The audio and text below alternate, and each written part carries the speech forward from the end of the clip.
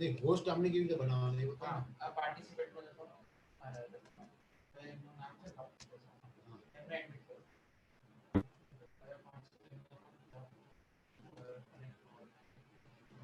हां तो એમના નામ પર તમે કોડનો ઓપ્શન છે નામ પર એક કોડ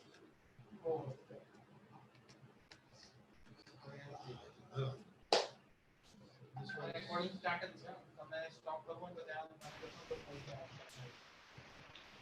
recording ચાલુ છે આમાં છે હા તો ઓકે ક્યાં થશે એ તમારો ડાઉનલોડ આખું ફોલ્ડર બની ગયું ઓકે તમારે અહીંયા પાર્ટિસિપેટ માં જશો તો ત્યાં બધા આવતા તમારે એડ કરશે પરાગ પરાગ અને બહાર લઈ જા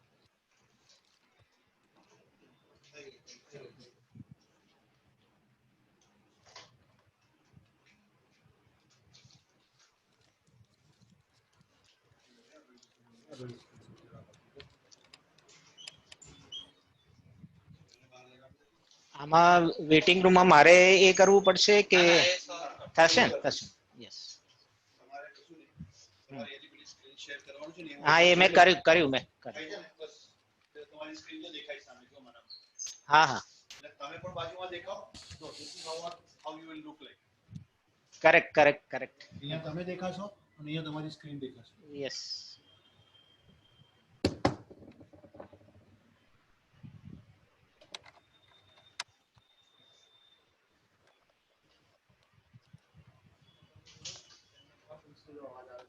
અમુક વાર સ્પીકર હોય છે ને કનેક્ટ તો તમારો અવાજ ને અંદર પેલું હેડફોન લગાવતો શું નહીં મને હેડફોન આપી દે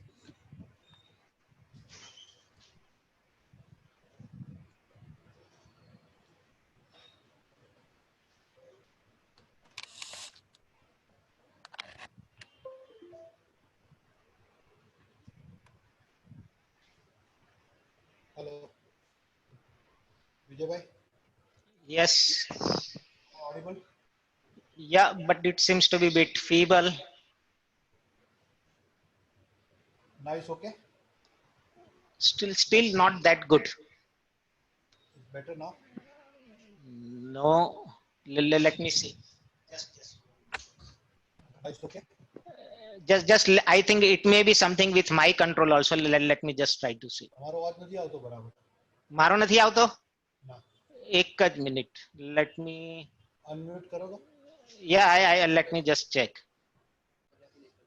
muted now it is unmute hello hello is it hello coming proper let me see hello just maybe let me see if headset microphone that is also coming headset so that should be okay I mean now my voice is okay I can make out your voice I can make out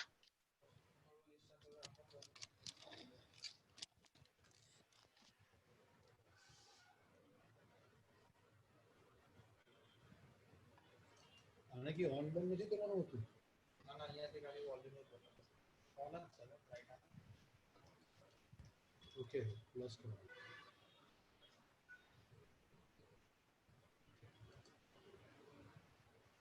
is it okay now this is okay and I can hear but it is not that loud so maybe if you want to check the volume setting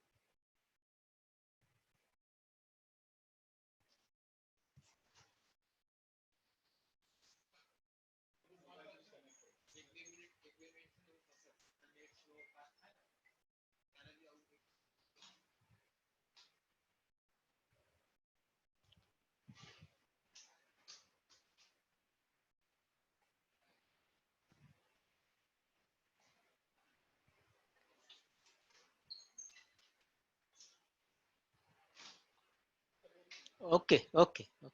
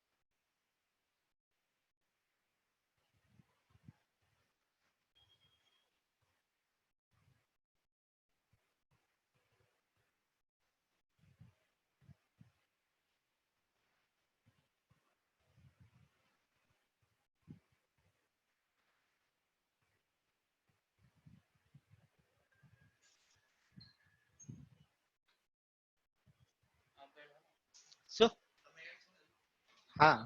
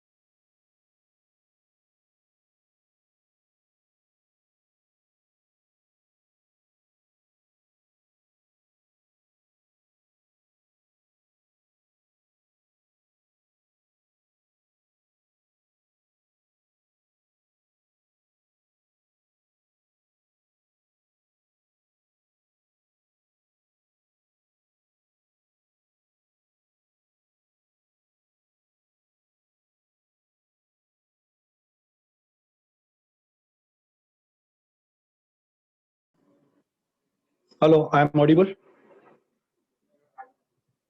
Vijay bhai, जरा लगा.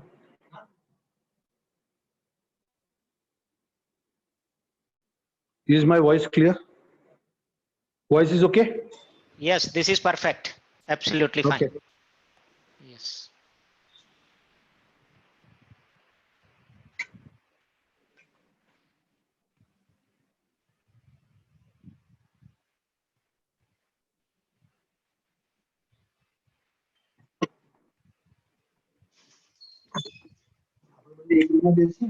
हाँ कશું વાંધો નથી.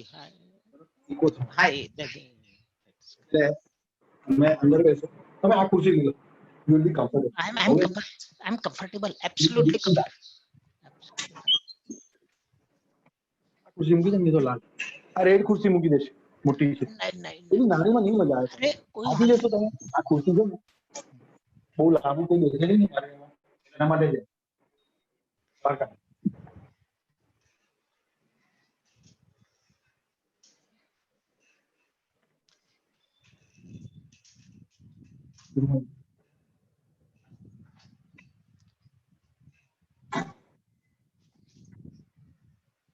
ચાલશે વાંધો નહીં ચાલ અહીંયાથી મારે એન્ડ કરવા પડશે અહીંયાથી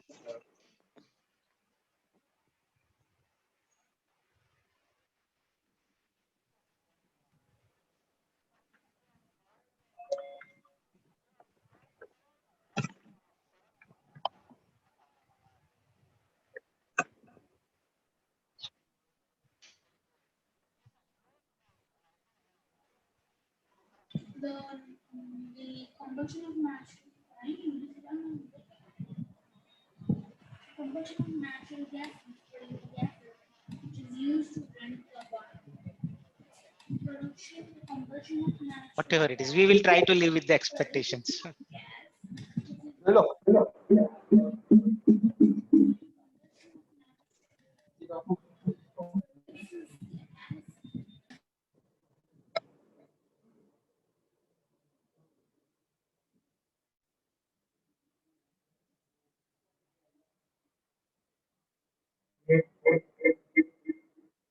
no voice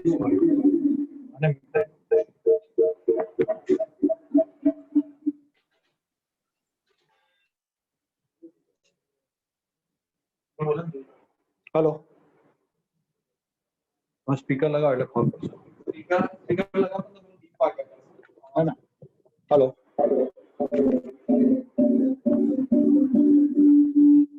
કાઢા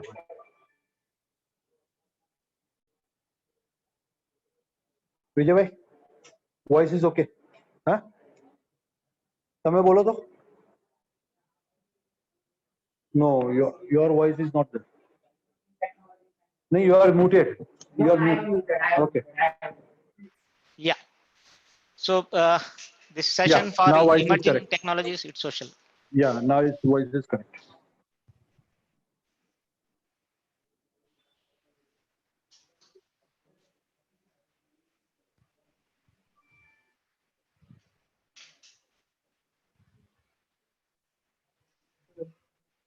ગળું ચાલે આમાં રેકોર્ડિંગ કરશો ને ક્યાંમાં થશે રેકોર્ડિંગ કેવી માં થાય છે ને recording Good evening. Uday Pratap Singh sir good evening I'm there.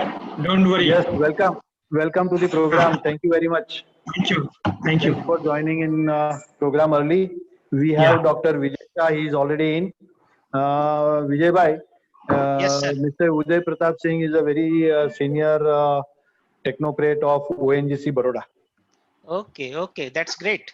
But Yeah, and Uday Pratap Singh ji, ये Dr. Vijay Shah है. I'll introduce him in another 5-10 minutes. He is one of the brilliant person in India. Sure. not like that. But with ONGC during RK Tyagi, who had been the Infocom head, I had been actively working. Yeah, In I fact, know him. So he was Infocom head at I will say about a decade back, and in one of our professional association, he was the chairman. I was his treasurer. So we had been working together. Even Yeah. recently, I will say your this Tushar Khair. Tushar Khair is there. I retired in last 31st December from Mumbai. Oh, And now I'm settled in Baroda. that's nice to hear. Yes, yes, yes. Yeah. Even say some of your senior colleagues, I mean, from your age group, like OP Notial, and Yeah. then I will say Yashpal Goel, we had been working quite closely. Yeah, yeah, that's nice. That's nice. So I know Mr. Deepak Shah from quite some time. Yeah, At yeah, least he is more than a altogether decade. from, I will say, in all the aspects of, I will say, the professional life. Yes, yes, yes. A man with tremendous energy, I will say. Yes, yes. So, nice to hear at least from you today. And ask everybody to keep their, at least mute their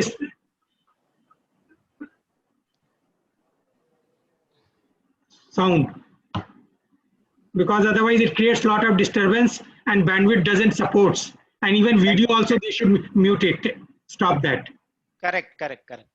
Then that will give you a better. Last time there was a lot of interference of sound, so everybody should be asked, and there should be some control. It is not their control, but in some other there is a control that the speaker can put it off, all the sound. Last time the speaker has a Parkinson, so he has a problem with speaking also. Yeah, so you mute, try to see that everybody mutes it today. You just inform them, informally everybody. That's the most. Correct. Yeah.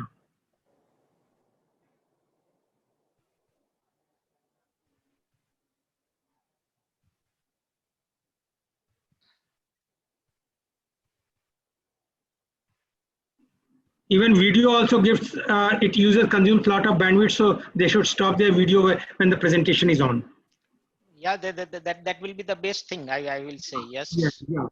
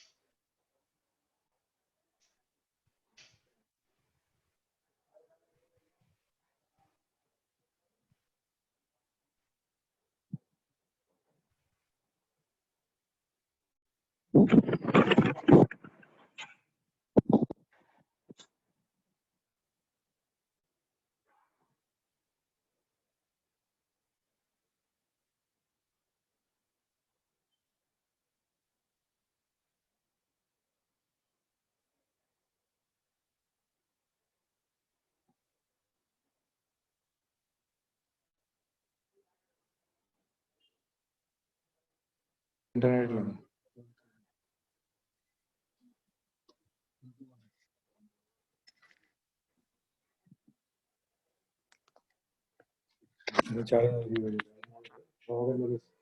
Model start करना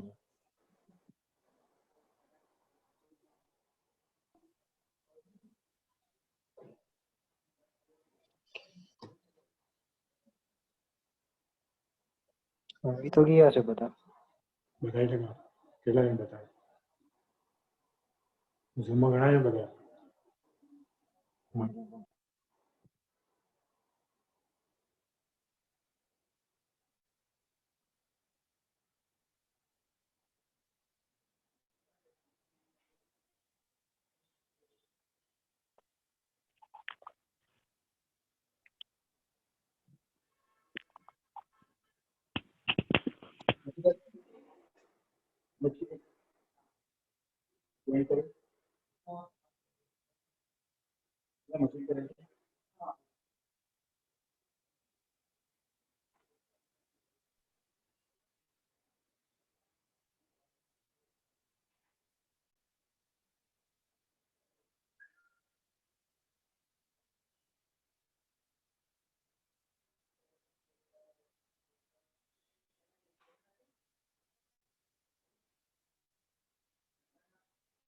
Hi, good evening, friends. Welcome to Friday evening talk. And today we have a excellent speaker, Dr. Vijay Shah. I think we'll wait for 2 more minutes. Let people, there are people who are still, because it is raining in Baroda. So people are still getting into it. So we'll wait for 2 more minutes and then we'll start.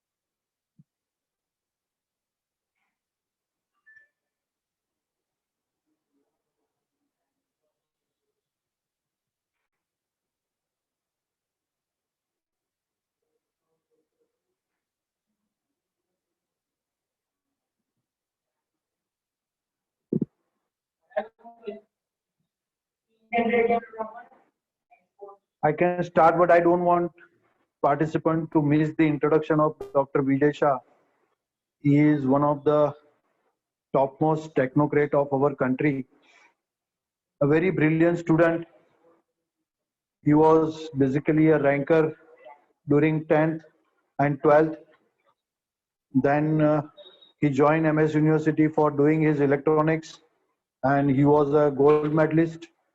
He joined ABB and in ABB he has got many patents, many international patents, international design registration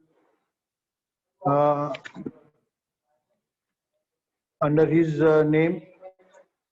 ABB is basically honored. He is basically heading the global R&D of BMA, global R&D of ABB, and he is one of the brilliant engineer who has done a lot of good things, and hardly there are any country left which he has not visited. So he is a very prominent speaker. I have attended number of programs.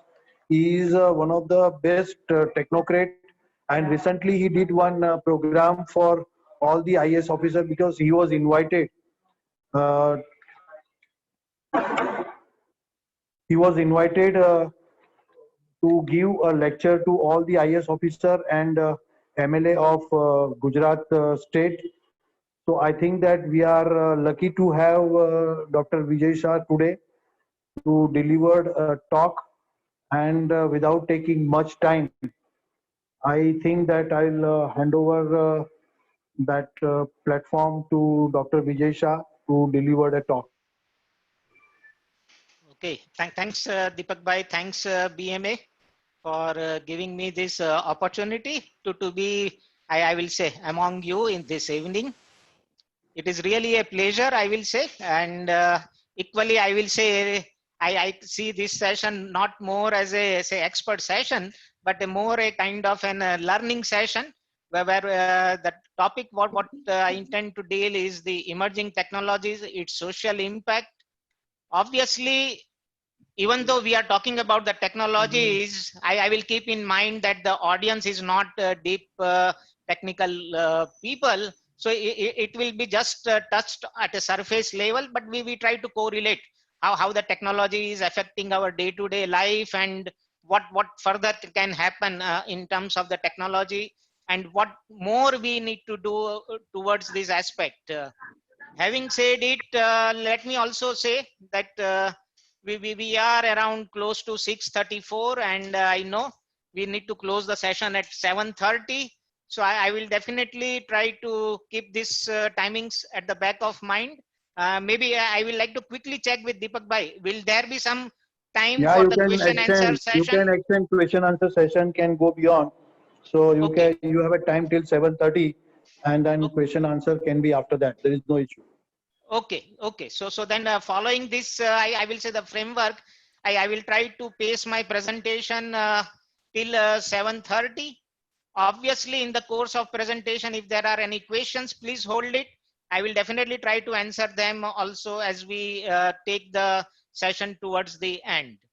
There may be couple of slides depending on, I will say, the progression of the session, which I may try to jump on, because it is just to ensure that I still deliver the message which I have at the back of my mind as a part of this session.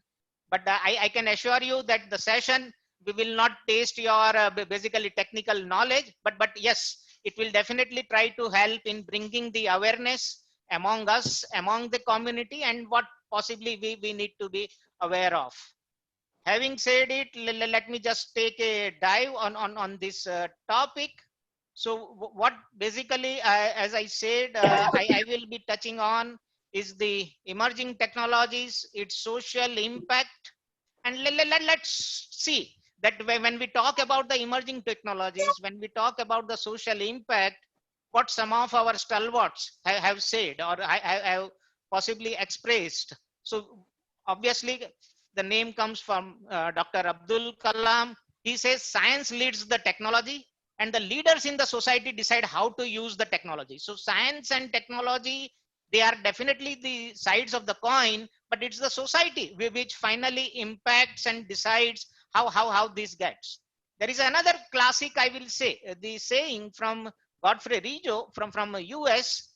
He says technology has become as ubiquitous as the air we breathe. So we are no longer conscious of its presence, and this is really the fact.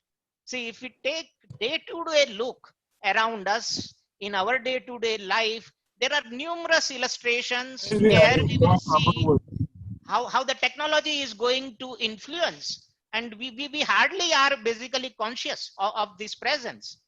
There are some more, basically just to bring the flavor. Technology shapes the society and society shapes the technology. So again, technology and society are like the two sides of the coin. Some more, yes. And if you see another good one from the Carl Sagan, he says we live in a society exquisitely dependent on science and technology, in which hardly anyone knows anything about science and technology. So this remains the fact. But while this is the fact, the reality also can be slightly different. On a very lighter side, I try to present. If the technology is not correctly percolated in society, we unknowingly can also end up like the one what we saw during the Stone Age. So we started somewhere, we have reached a peak, but possibly if we don't try to take and make a correct use of technology, possibly we will also can have altogether a different implications. So it is this, I will say, an understanding or the aspect of the technology which we need to be bit aware of. And this part is the essence of the talk today. And what I actually intend to cover as a part of my presentation is that I will be taking basically three specific, I will say, the sections within my presentation, where the first is changing paradigms, how possibly the technology is shaping our present day-to-day life. Then we try to take what are the emerging technologies. So technologies which are just, I will say, emerging or which are likely to emerge as we take the journey further, that is in the years to come.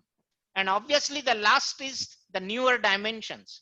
What possibly we need to take or we need to be aware of as we take this journey, and where we need to be careful as a society, and how we can try to basically take care of certain aspects related to the technology. So these are basically the three pillars, these three foundations on which actually I have based my today's presentation. So first of all, let's see some pictorial view on the changing paradigms. What really is happening when we talk about the changing paradigms? We can see basically over the last century how the things have changed. If you take a look towards our society, possibly if you take human day-to-day living, we see that we have gone from those, I will say, the conventional, I will say, the cooking to the induction cooking. We have seen those conventional, I will say, water say, taking from the well to the today's the pump sets. We have also seen from those conventional lantern to the modern day LED bulbs. So this is what is happening in our human, any human being, I mean, day-to-day living. And if you see this is just one flavor of technology which is happening without knowing that it is really a technical element. It is not only, I mean, the day-to-day life. Take also basically the comfort level. Today we said it's raining and the weather is, I will say, not the best conducive, but take the other weathers or the other scenarios. And we again have the solutions. We again have basically the integration of different, I will say, technological advancements which have been becoming an integral part of our day-to-day life. So this is, I mean, the changes which are happening right from a common man or the man who lives with the technology. But while this shift is happening, be it basically the heating systems, be it the air conditioning systems, we also see, I will say, a huge change happening in the financial sector. We have already seen basically the impact, what really we saw pre-demonetization, post-demonetization, just to illustrate. But yes, we are moving into an era where possibly we are making use of the cards, then the more, I will say, then the currencies. We have possibly forgotten now the say, I will say, the scenarios where there used to be the long queues in the banking environment where I will say, transact the cash. We now have the ATMs. We possibly, I will say, are doing more number of digital transactions than what possibly we would have done in the previous decades. So it is not, I mean, the human day-to-day life, or it is not the environment, it is also the financial sector which is seeing so much flavor of technology, which is actually bringing all together a different kind of a mix. And not only this, take even a look towards the media. Gone are the days where we had been adjusting basically the antennas, or we had been waiting for the signal reception for the, I will say, the Doordarshan. We are coming to an era where there is already a shift happening. And possibly if you see, be it, I will say, this media or the print media, the shifts are happening. Possibly if you see, there are many who possibly have not seen even the newspapers now. They are already having, I will say, at their tips, the basically the news which are getting fed to their mobiles or the computing instruments. Not only this, I will say, the conventional means of the communications, they are also getting changed. Huh? We have gone from the days of those conventional postcards and the, I will say, those physical gadgets in terms of the landlines. We are already moving to altogether a different, I will say, the mix. So while this shift is happening, maybe I will say that if I take a pause and say, just see what is really happening in a minute. Huh? These are some of the statistics from the previous year, and I can tell you these statistics can easily be seen as getting doubled in the today's context. But just imagine, by the time I have flipped one or two slides, that is within a minute, I see so much of the basically the transactions have happened on all our popular platforms, be it the WhatsApps, be it on the Netflix, be it also, I will say, the amount of the transactions which happens online. Just remember, this is all the things happening in a one single minute. That is the 60 seconds. So while this big shift is happening, you can see the technology is really surrounding us in a very big way. But it is not only, I mean, the day-to-day sector or in the individual context. Take the mobility applications. If you take the look towards the mobility applications, there also there is a big shift which is really happening. In fact, what you see is those conventional steam engines or related, I will say, the transepts, be it the diesel engines, we see the electrifications. Even for the aircraft and all, there are already the experiments which are already showing basically the solar powered aircraft. If some of you who are present on this session today will remember, just about 2 years back, we had a fully powered solar aircraft landing in Ahmedabad, and it took a complete globe round. I mean, the complete trip around the globe without making use of a single drop of an oil. So also are the electric vehicles. So the shift is happening, and this shift also reflects the shift on the industrial side. In fact, on the industrial side, we are already talking about the fourth industrial revolution, and which is again changing the entire context. In fact, if I try to illustrate maybe more in a pictorial way, this will try to convey a more meaningful word. So we have already seen basically the advancements from the conventional, I will say, the steam engines to the introduction of electricity, which brought out basically, I will say, the conveyorized arrangements and all the related basically the productions. And then we saw the computing era, which again brought a huge change in terms of the CNC based manufacturing and the productions. And today we are in the era where we call the industry 4, that is the Internet of Things, systems and people. The graphics already will be depicting, I will say, the message which is out of it. But you can see that we are coming in an era of cyber physical systems. What really is this cyber physical systems? I will further try to illustrate as we go on.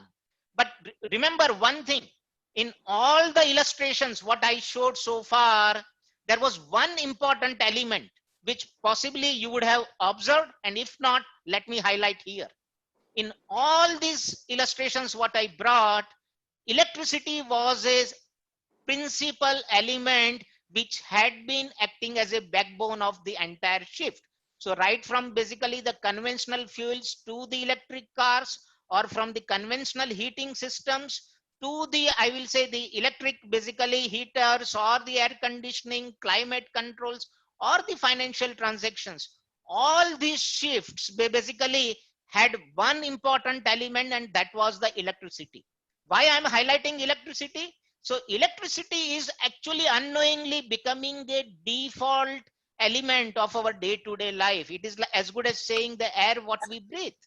In fact, if you take the ever dependency on this electricity, it will be right to say that we are actually seeing now a power storm, the dependency on the electricity. And it is not that simple. Huh? Just imagine what really can happen if there is an absence of electricity. This is what I want to bring. In fact, today we are working. I mean, if we take ourselves as a professionals, then we are working in the AC office. Just imagine, huh? When with no hand fans and no windows, I will practically accessible. If the electricity fails, how much uncomfortable we are. Be it, I mean, the any transactions, what I have listed here as the illustration. There are many things to state, but what is important is that knowingly or unknowingly, we are now getting dependent on the use of electricity. And if electricity is not there, possibly we cannot imagine the type of challenges it can lead. In case some of you are aware that there was a scenario in India also, I will say somewhere in 2012, where almost 25% of the India had lost the electricity. And do you imagine what kind of the challenges people had faced? It was like person staying in a multi-story tower, and then he sees the water in the underground tank, but he cannot make use of, because his flat cannot see the water getting pumped upwards.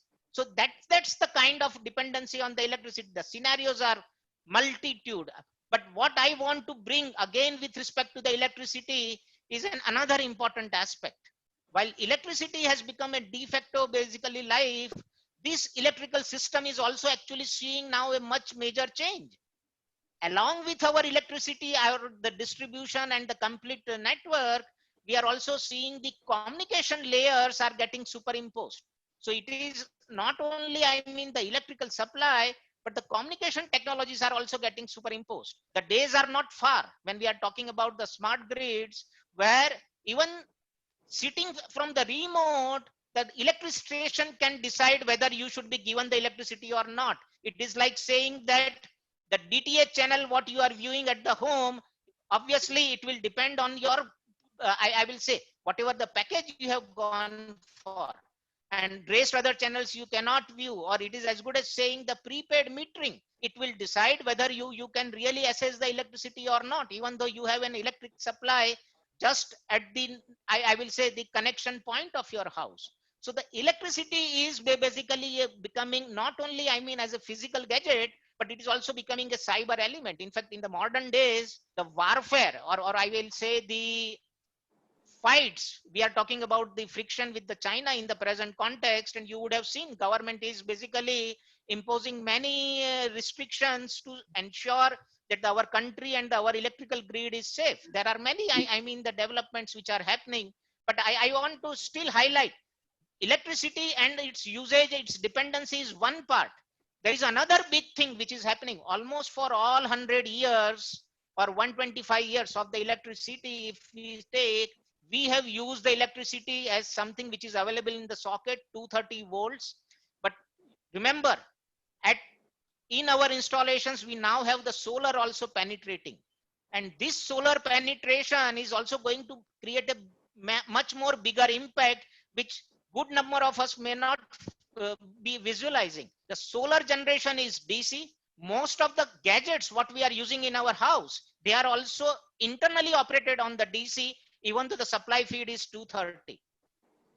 And in this process of conversion, we are spending so much of energy just for the sake of basically the conversion and not the fruitful use.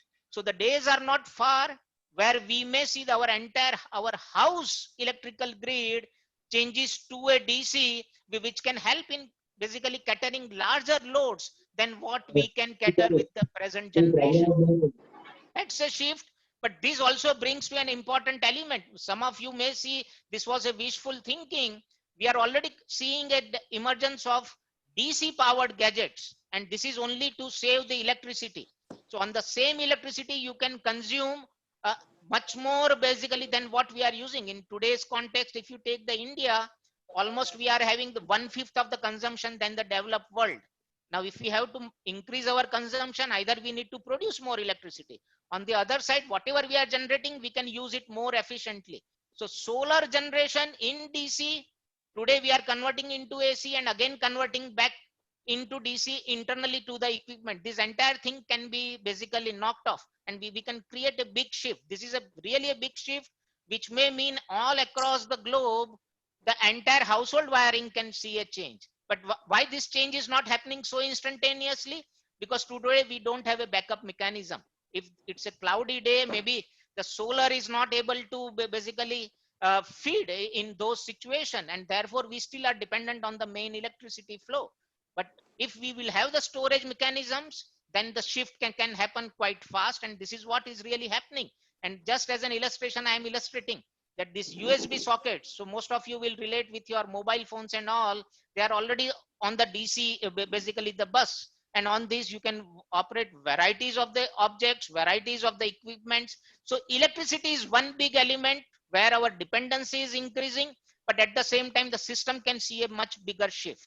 So with these as one flavor, I want to touch on some additional, basically the aspects. We are also seeing a big shift on the physical objects. So when I say the physical objects, if you take a look, decade back, 2 decades back, 3 decades back, it was like the object, but it was its cost, its pricing, its importance was more equivalent to use of copper and iron. And then we can always say how much copper and iron is used, that will decide its scrap value. Today we are coming to an era where possibly if we are using the gadget, there is practically no copper and iron, but the intelligence is so much that you are paying the price for that intelligence. And that is basically a big shift what has happened. So remember, from those eras and from the, I will say the developments, we are seeing again a very big shift. So we are moving from the basically the basic, I will say the hard capex oriented objects to the basically the soft objects, which may be basically having lot of autonomous operations, but then physically you may not see basically where exactly this is coming from. And this is again a very big shift. So we are seeing this from the physical systems getting transformed to the cyber physical systems. This is a very, very big and a significant aspect of what possibly you will be able to make out. Not only this, that when we are having these physical systems getting shift, we are also having basically, just a minute, another important shift which is also happening are the engineering disciplines. We are already actually seeing a big shift. We today are not actually, even though as in graduation we see person is doing an electrical engineering or an electronics engineering or a civil engineering or a metallurgical engineering, but now the era is seeing basically a gradual shift. Whatever may be the engineering what you would be pursuing, you need to still have as a basically the fundamentals, the computer literacy. That is actually a default. It is across the engineering disciplines. If you take the basic understanding on the electrical, electronics or automated systems, this is again basically a required. And not only that, you need to have basically a multidisciplinary, I will say the outlook. Otherwise, you possibly may not be able to enjoy the success or basically the learnings in the most effective way. There are some sayings, possibly if you are reading on the slides, you may find that the ideal engineer is composite. He is not a scientist, he is not a mathematician, he is not a sociologist, but he may use the knowledge and the techniques which basically can be, I will say, are integration of different engineering domains. So this basically is already there.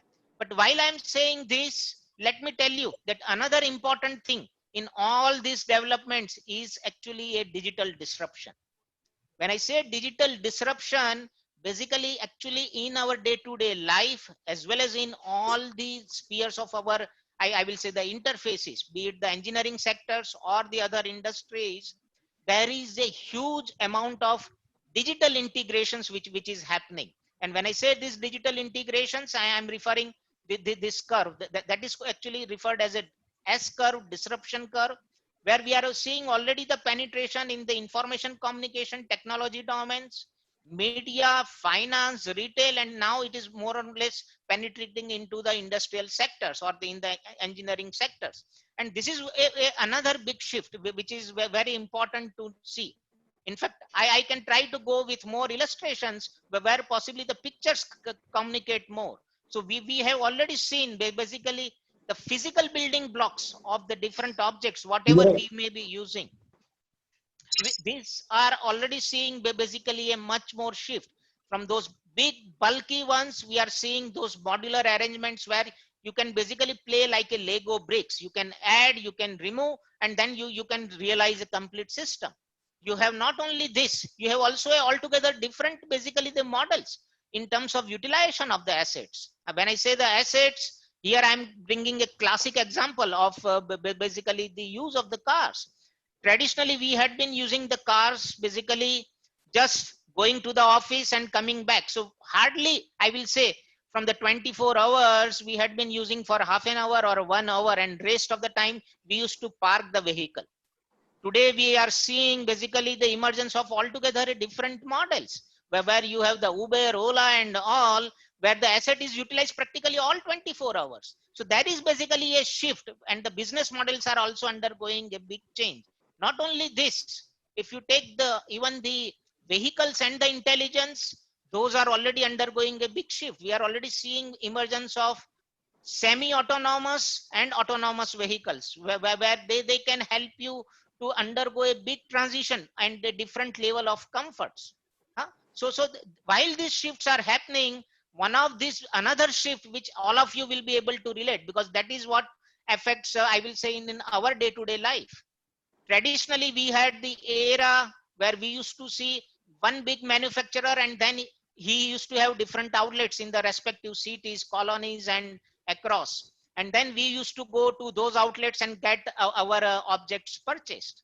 We are now again seeing altogether an inversion. We have now, with the emergence of Amazon's, Flipkarts, even I will say the GeoMarts, altogether a reversal. All those small operators, now they are actually feeding these bigger giants, and then they go for the subsequent distribution. So instead of from top to bottom, we are now seeing altogether a different shift. So from bottom to up. And this is again, I will say, brings another aspect of the technology in the day-to-day life. Not only this, there is another big, I will say, the impact what is coming, and that is basically with respect to the emergence of artificial intelligence.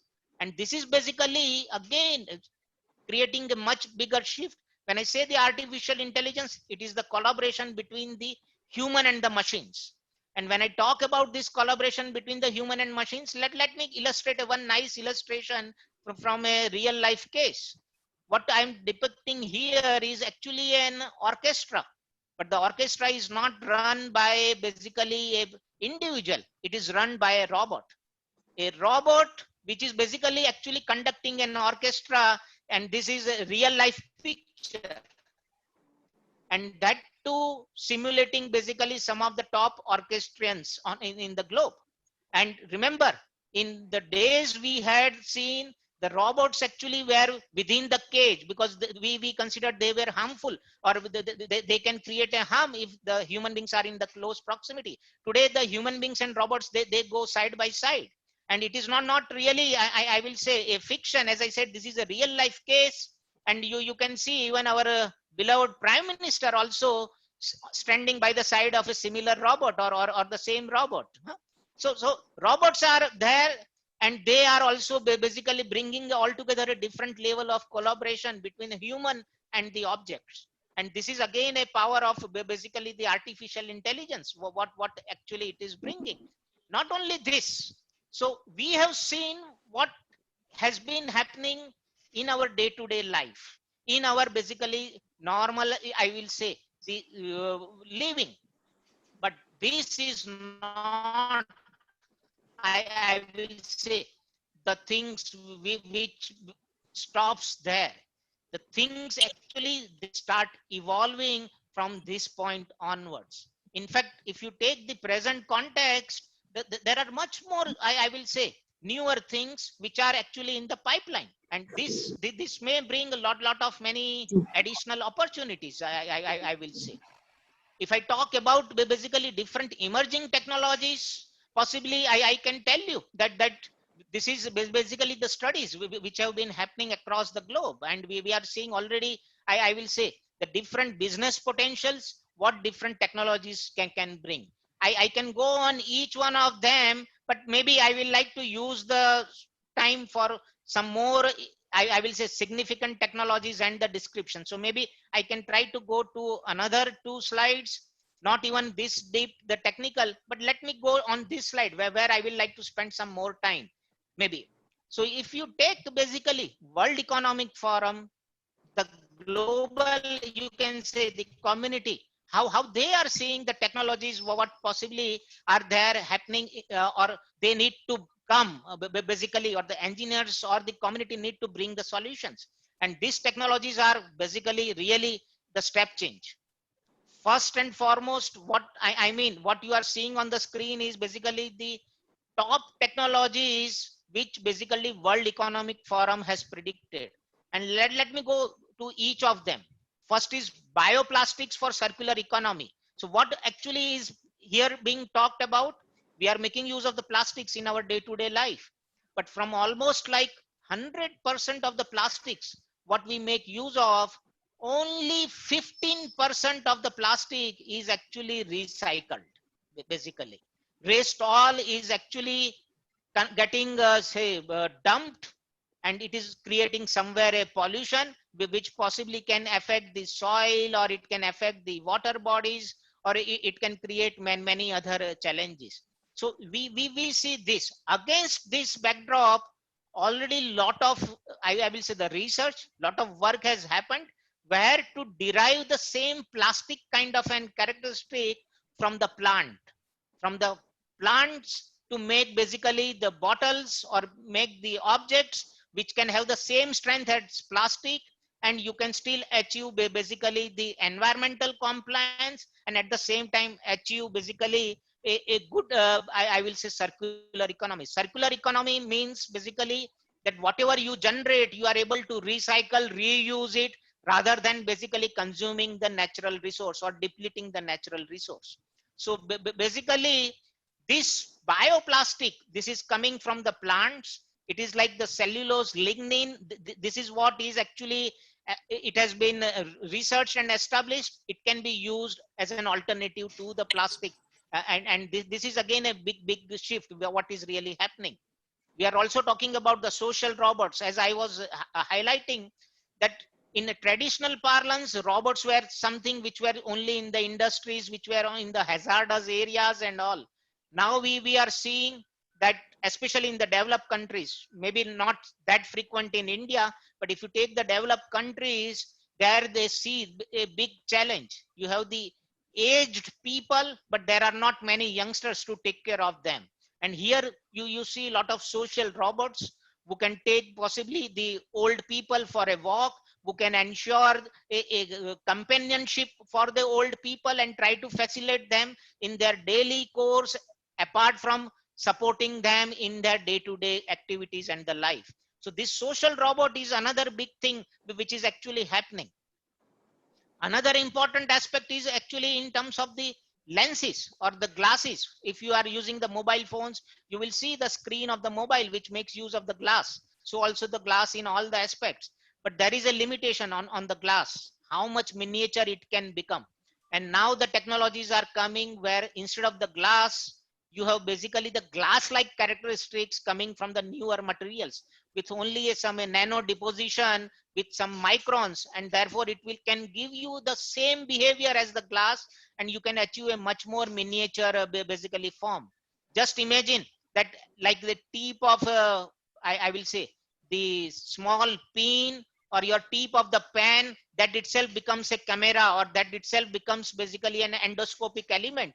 So you prick your skin and you can possibly make out what is happening or what is really a ailment within your body. So like this, not only the gadgets, but you see this kind of tiny lenses are actually coming up, and they are from the non-glass material.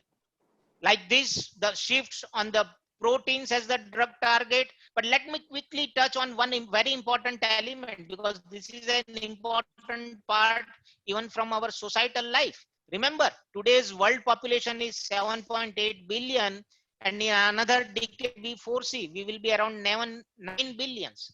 Remember, our physical lands are remaining the same. Maybe we are actually encroaching more and more the farms where we are making houses and constructing. So actually the land for the agriculture is shrinking while the population is increasing. Now imagine a situation that how we will be able to produce the food, how we will be able to feed the people with the population rising on one side, on the other side the agricultural land shrinking. And this is where basically a lot of smart fertilizers are getting worked on, which can ensure that not only on a given piece of land you have a higher basically the output, but at the same time you also bring in a lower damage to the soil.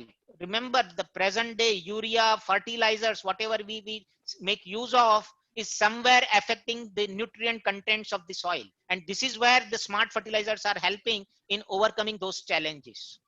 Collaborative telepresence, this is like a real time, I will say, handshake, even though the people are spread far apart, like me delivering this talk on the Zoom and you watching me from the distance. But then with the communication speeds, with the basically emergence of different technologies, it is possible that all these exchange can happen in such a fast real-time way that one can feel that one is just sitting by the side. So real-time reflections, that possibility, collaborative telepresence is emerging. Another important aspect is the food tracking and packaging. Remember again, this is one of the much more bigger challenge than what possibly we will see with respect to an engineering problem. While we produce the food and I will say the food grains, either we will lack in terms of a proper storage of it, or even if we have stored, possibly a good amount of it gets wasted basically, because by the time it gets used or it gets supplied over the distance, you don't have adequate environmental control means. So this shift is again a very important element, and this is also bringing in a very important dimension of the technology where the lot of shifts are happening, where you can imagine that it is like the food, but then the food will also have certain kind of, you can say, the litmus paper kind of the stickers, which will ensure to know that what kind of the environment it has passed through and whether it is eatable or not, or whether we can, I will have a modern packaging solutions such that it will not see any environmental effect. And this is really a major area which is happening. Another on the nuclear reactors, you may find why I am talking about the nuclear reactors, or why globally across people are talking about the nuclear reactors.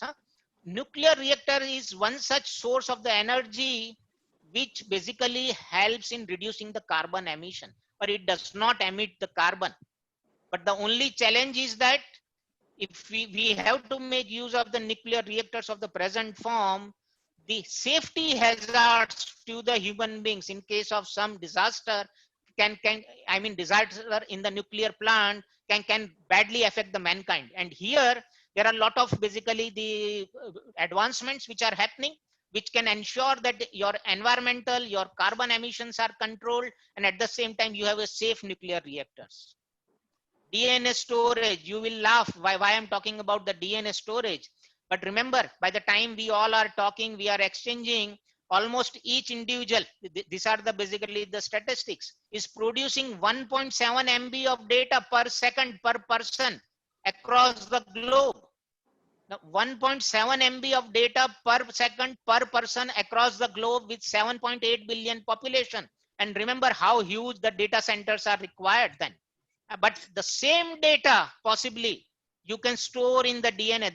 There are basically a lot of studies, research which have happened in just 1 cube of 1 meter. What presently is getting generated. And this is again a very big shift. So we don't need then those huge computers and the data centers, but we can make use of the DNA and create those storage. And this is one of the big, I will say, amount of work which is happening at the global level and to bring this technology. The last is the utility scale storage of the renewable energy. This is again a big thing. As I was referring, the solar energy today we produce here, but then in the cloudy situation, how to create basically the supply. And this is where possibly if you can have the storage, or you have such a huge storage which can feed the complete Vadodara city or a big township, that is the kind of a storage which is basically getting looked for, and it can change the complete index. So this is basically the technologies which are coming up, which are changing the shape of the society. And there are some other, I will say, the important aspects which I will like to quickly highlight when I'm talking about this technology, and why as a society we need to be basically aware of, because the pace at which the society is going to see the change is actually now seeing a change of the slope. In earlier decades, we used to take say 20, 30, 40 years from a developed countries to the developing countries, this technology is percolating. So if you see the history, it is basically showing like 40, 50 years by the time somewhere a technology comes, and by the time it reaches the developing countries and all. But now we are seeing the era that something which is very much happening in the other parts of the globe, in couple of years itself, it can penetrate very easily in the developing countries like ours. And therefore, if we are not careful, we are not watchful, suddenly it can come as a tsunami and it can sweep all away. So we need to be very much aware about it.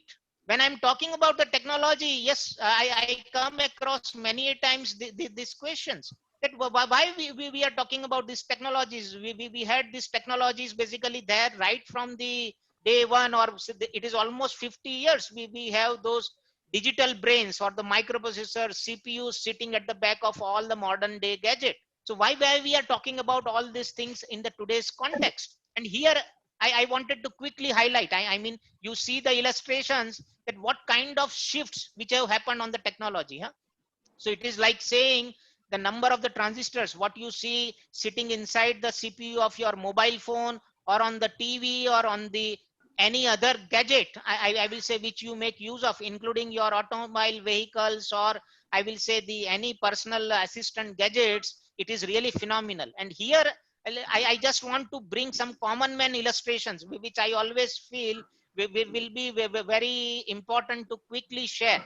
And this I will like to quickly touch upon, and maybe I will let me bring those illustrations. I'm just switching the slide. I hope the visibility is there. Yeah. Okay, I see the visibility, it should be there. Yeah, it's visible. So just imagine that the first computer or first microprocessor, what came in 1970s. So it is definitely 50 years back I'm taking you. And we had this object, or this so-called computing device, which is the heart of all our mobile phones also today. And remember that how the technology has brought the shift. Huh? This processor, or this what it was shape, size, and its computing ability. Just imagine that how much big shift what has happened. So what was there in 1971, if you take in this current decade, we have almost basically increased the transistors by 43 billion times. Huh? So what was there in the first processor, we are having 43 billion more transistors. And if you relate with our day-to-day life, it is as good as saying that what population in a village would have been in 1971, it has increased by 100. Huh? If you possibly see this population as different, then let me bring another good illustration just to get a feel of the technology, what is happening. Huh? It is as good as also bringing to an element the speed of these processors. So we had been talking about in 1971, 92,000 instructions per second.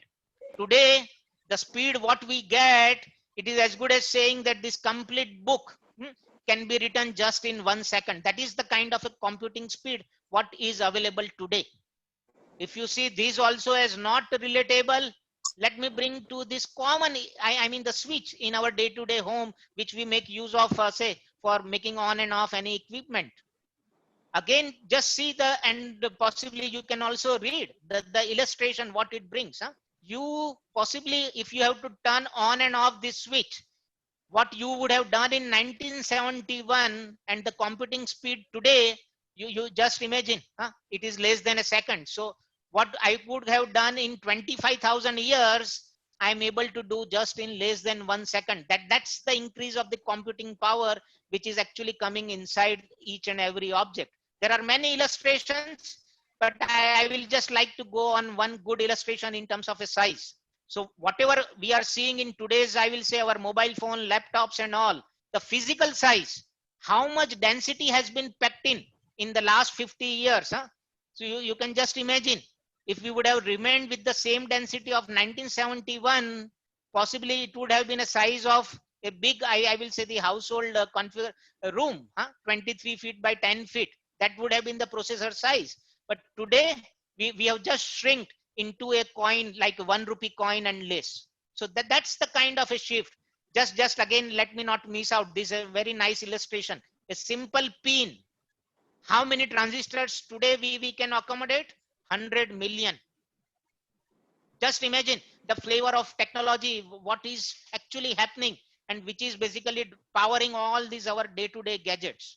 It is this basically aspect which brings lot of change and lot of possibilities actually in terms of our say day-to-day living. And this is what I wanted to just bring as a flavor to you, just to understand that while we have all these technologies, all these happenings, there are also some challenges.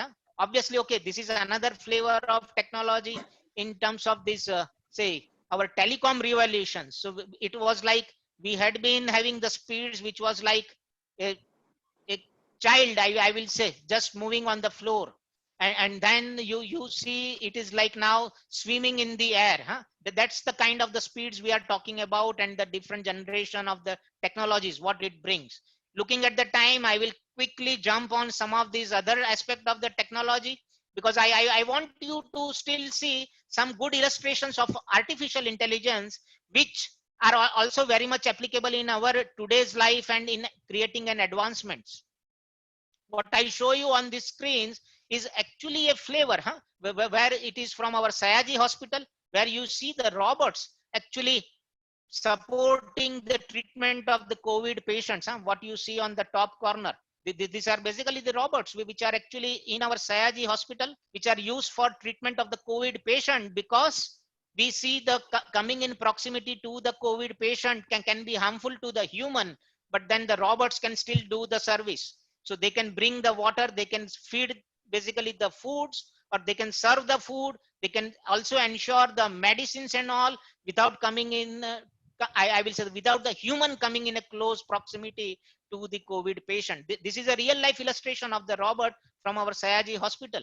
But yes, if you take the day-to-day life, I have brought many illustrations, be the remote healthcare, be the healthcare services and the robots getting used, even the agriculture sector. This is a quite good illustration where the soil health monitoring can help in ensuring the quality of the crop. So the tomatoes or even the brinjal or the potatoes or what you grow in the soil, its quality can be established with the help of monitoring of the temperature, soil moisture and all. And this can definitely create a good amount of a further support. So you can control the irrigations basically. Dairy industry, again, the fertility of the, I will say the cattle and it's basically delivery of the milk. This all can be very easily be just with the help of the wearable devices. I will like to even bring a good illustration even from the Vadodara. We are seeing all those tank cleaning, overhead water tank cleaning which supplies the water to the individual house. Last year we had a classic case where the tanks, when they cleaned, they had so much of the, I will say the sump or the, I will say the mud inside those storage that it took several, I will say days of effort to clean it. But then the human beings had to go inside. Now those kind of things can be very easily be handled by the robots. And they can help you bring all the pictures, all the information, and you can prevent the human beings coming actually in the close contact with these dangerous conditions. Some of the illustrations what I have listed here is like our railway catering, having an artificial intelligence based quality monitoring, or basically this Swachh Bharat Abhiyan, seeing the toilet constructions getting tracked through the artificial intelligence, through the GPS coordinates, or even the humanoids. This is again one good illustration. Our next Chandrayaan mission will not have a human actually on the, I will say on the Yan. It will be basically a humanoid, a half humanoid, which will actually do all the, I will say the actions which a human would have done. So this is Vyomitra, which is already conceived. I mean, for the disabled people, the artificial intelligence bringing many other elements, I will say in terms of the comfort and all. So while these are some of the illustration, I look at the time and I will like to quickly jump. But yes, 3D printing is something which is actually also changing the manufacturing. So you can have a batch of a single piece to the bulk volumes. But further to 3D printing, we already see now also the emergence of what is called as a 4D printing. So you will laugh that we have only the 3 axes from where the 4D printing comes. This 4D is actually a temperature, pressure, environmental parameter, which on a 3D printed object, once it is there in the field, can help the object to change the form on its own. So just imagine, I mean the amount of the shifts, what it will bring. And all these things are not really, I will say the fiction. This was again an illustration from Vadodara, where with the help of 3D technology, you already had a rickshaw getting manufactured. So yes, these are the shifts which are already happening in our periphery. These are the shifts which are happening in our background. And here I want to take quickly the last 10 minutes on the newer dimensions. The newer dimension which in terms of our societal life, we will have to be alert for. And these dimensions will mean a quick, I will say, look on the cyber security. Today also you would have read that National Informatics Center, I mean the computers, they have been basically hacked. Today news which shows 100 computers, including I will say some of our key parliamentarians offices getting hacked, or the computers getting affected. And this is also another important dimension. We need to be very much aware about the cyber security aspects. Even the day-to-day life, if you are using the mobiles, possibly somewhere, I mean the loss of a SIM or a improper handling can mean your bank account getting, I will say, complete emptied without really you making the transaction. So cyber security is another important dimension which each individual and each people will have to be aware of, and we need to safeguard. Not only this, when we are talking about all these modern gadgets, remember that inside you have the electronics, and these electronics is actually operating at a lower and lower voltage. And this may mean that the human body can bring lot of electrostatic discharge, and also I mean the other interference. And it should not happen that all our knowledge is residing inside the computer, and because of the discharge the computer gets hanged, and then we start worrying what really has happened. Not only, I mean the computer, I am just putting it in a very lightly way, but EMI, EMC or electromagnetic interference, including ESD, is another big challenge which possibly you may observe sometimes while using your phones in the different climatic conditions. So also, I mean, in many other objects and the gadgets. One more important element is handling of the e-waste. As a society, we still are not very, I will say, aware or knowledgeable that the e-waste or the so-called electronics and all makes use of, say, I will say the lead, and this is very dangerous for the human life. But we still remain the dumping grounds, and then we need to see that all those gadgets or all those objects, they are basically disposed of in a more efficient way. Not only this, I will say the level of automations, what we are bringing in the day-to-day life, it is also going to impact on the safety. I mean, as we automate the things, there is also a possibility that knowingly or unknowingly we can create the human hazards. You would have seen the classic case of, say, lift getting stuck or an individual getting stuck and loss of lives. So also, I mean, it is like saying that if we have everything automated, possibly in the society, if we don't have a correct culture, we can invite more problems. It is like driving on an express highway and the people just walking to cross the road, and you really don't know how to basically navigate the situation. So safety is another important aspect which as a society we will have to be aware of. Not only, I mean, the safety for the illustrations what I played, but also the safety from the unknown sectors. When I say unknown sectors, most of us are now familiar with the use of drone.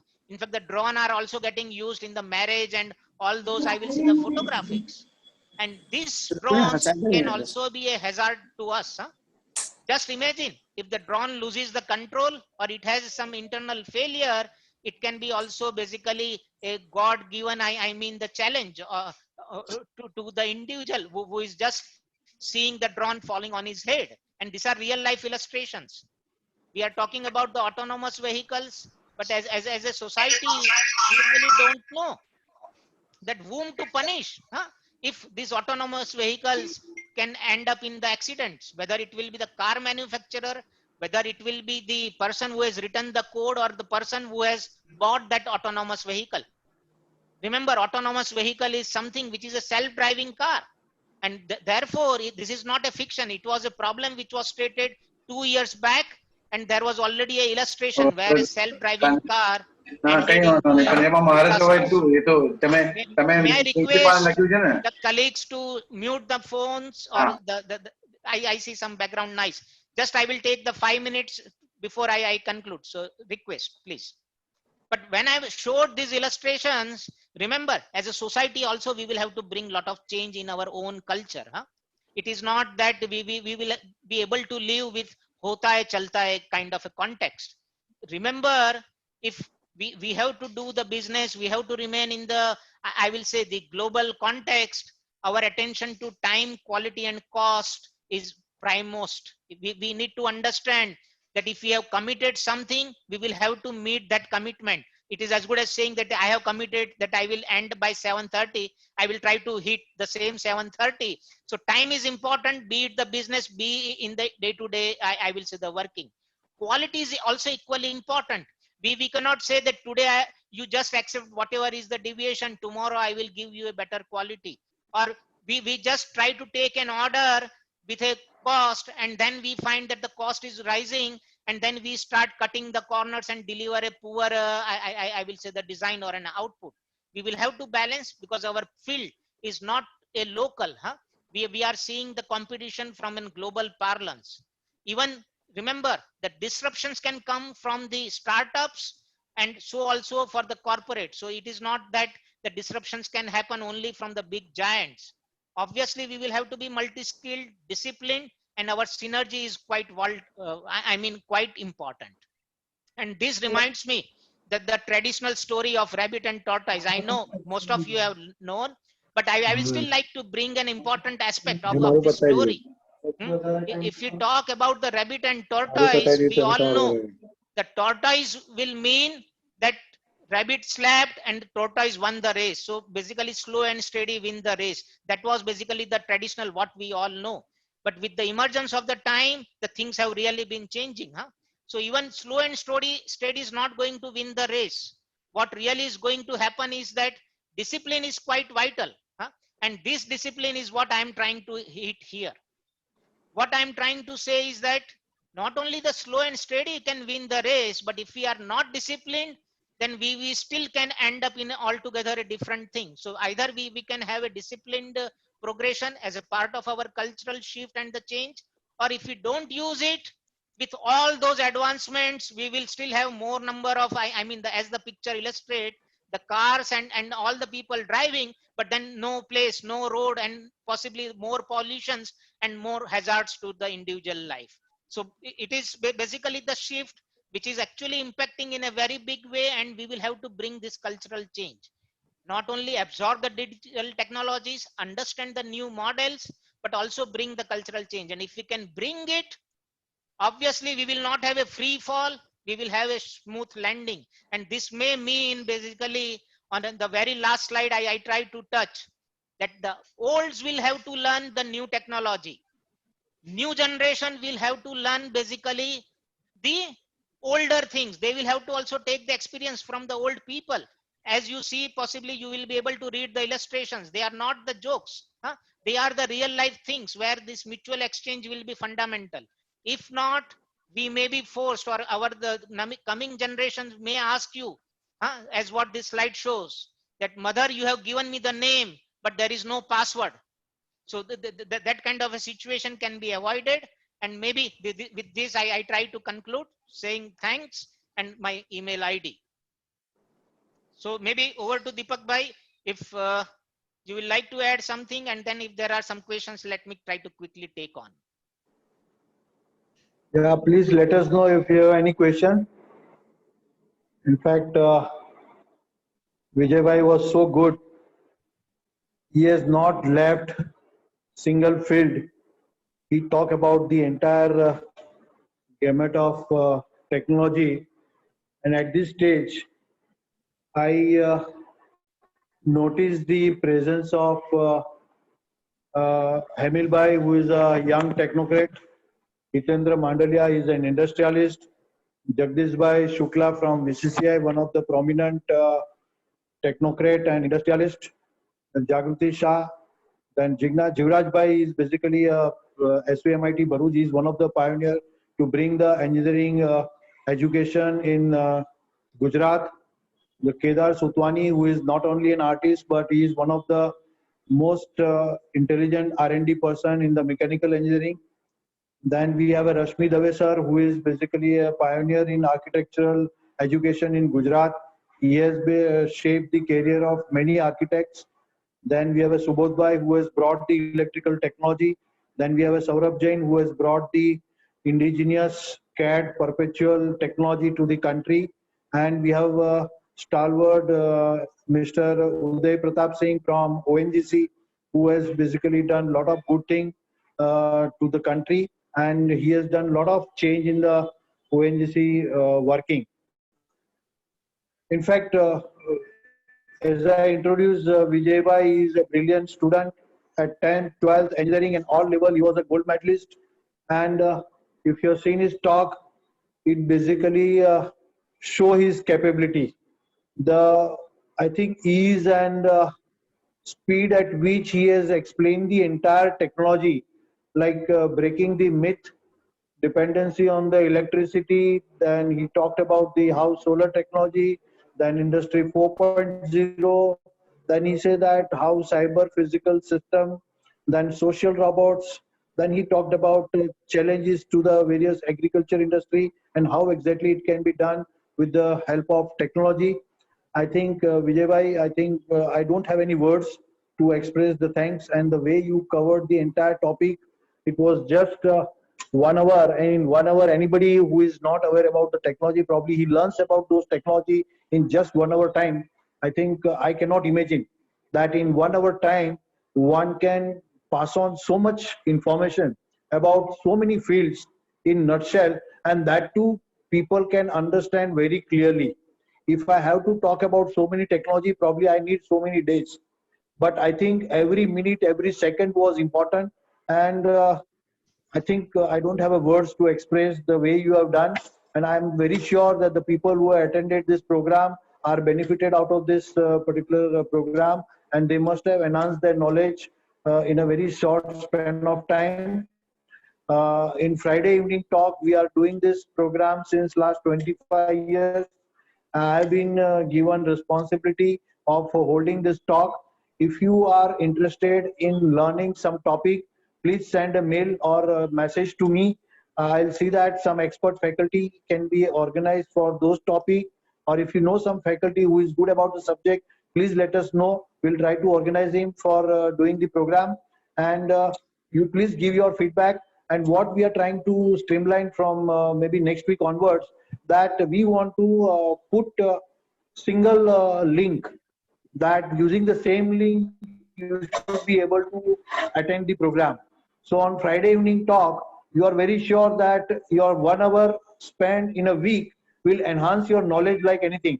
So make sure that you give priority on attending the program on Friday evening 6:30 to 7:30. You will have a one common link.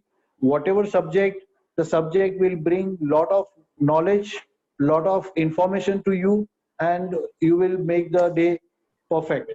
Any question you have, probably you can unmute your mic and ask the questions to Vijay Bhai. Vijay Bhai is number one technocrat. I have seen him, I have heard him number of times, and every time I hear him, he has lot of new things to offer. And I think this is one of the best delivery which he has given for all these days which I have listened him. Thank you, Vijay Bhai, for accepting our invitation to be at Friday evening talk and delivered a talk at Baroda Management Association. Baroda Management Association is greatly very thankful to you for coming to this evening talk. Any question? Hello, sir. In fact, Uday Prakash Singh says that it's an excellent lecture, one of the best lecture I have ever attended. It is a great compliment because Mr. Uday Pratap Singh is a very senior person, and I think this compliments really make a lot of meaning to us.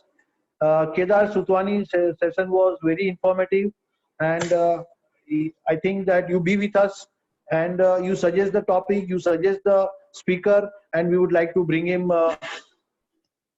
Hitendra Mandela came to know about so many new things. Yes, it was really a very enlightening, and I don't think that any speaker can cover so many topics and deliver so much information and all the information which you can understand.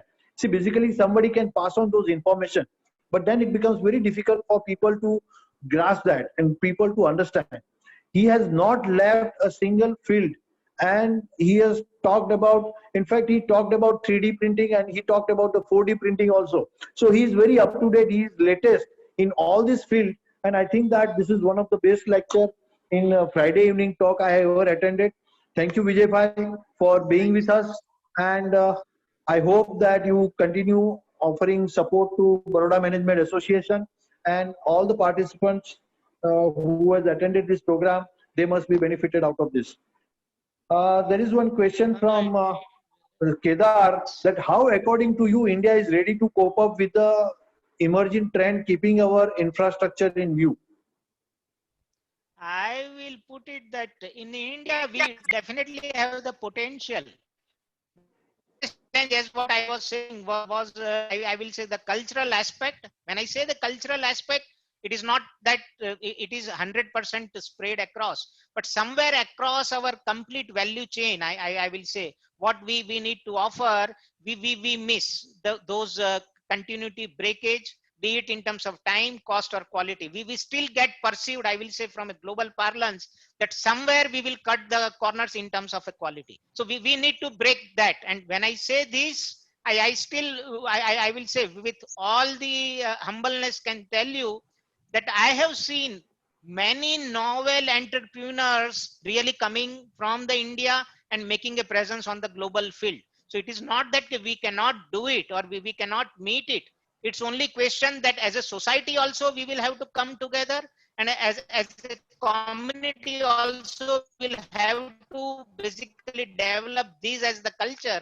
And if we do it, yes, we can make it. And I here, whether not as a political, I will say the statement, but I will still like to highlight that the way our Prime Minister quotes, IT, that is the information technology plus IT, Indian talent. I mean, IT plus IT is IT. That is Indian talent plus information technology is India tomorrow. And we are actually the master as far as this bracket is concerned. And we need to leverage on it, get ourselves strengthened on the manufacturing side also. And if we can do it, yes, we can excel. In fact, we can be one of the strongest, I will say, the hub for the global sourcing. And that's what I will say, the initiatives are also happening from the government side. I see many things.